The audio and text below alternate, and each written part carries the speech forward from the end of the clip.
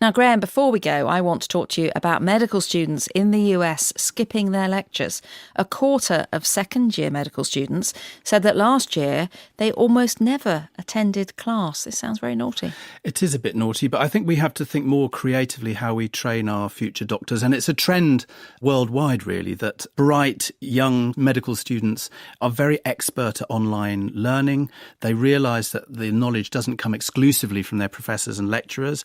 And the little sense these days in just sitting in a lecture hall with hundreds of other students being talked at passively at great cost often. For example, in the US, it costs about $60,000 a year for the privilege of studying medicine. So students are learning in different ways. So you teach medical students yourself. Is this making you and your colleagues think about whether you should teach them in different ways and not have big lectures and, I don't know, do more things in small groups? Definitely. So there's a lot more we're attempting to make the lectures more interactive or using completely different forms of teaching. For example, what we call the flipped classroom. So instead of the usual come to the lecture and learn the facts and the concepts and then go out into the world and put them into practice, you do the homework, the coursework preparation beforehand at home. Online learning, you can look at video clips, you can do all this in an interesting way at home in your own way. Getting the basics, then you come into class where the value is added.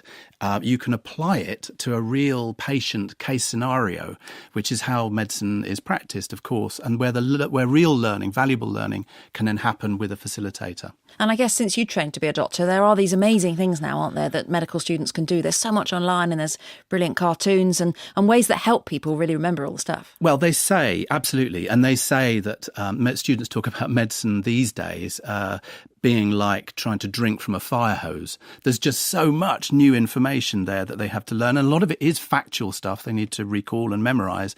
And when I was a student, the same applied, ways of remembering using mnemonics, all the little bones in the wrist, the bones in the skull, questions to ask patients. We had mnemonics for all this, often very rude mnemonics that helped us remember. That's the way to remember. Yeah. But they're using visual learning, they're using memory palaces, they call it, with stories surrounding the things they've got to remember, which makes them more easy to remember.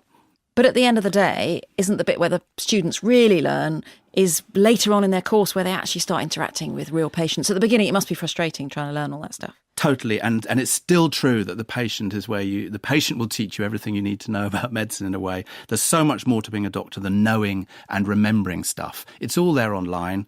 Everyone has access to that. We can always refer to it.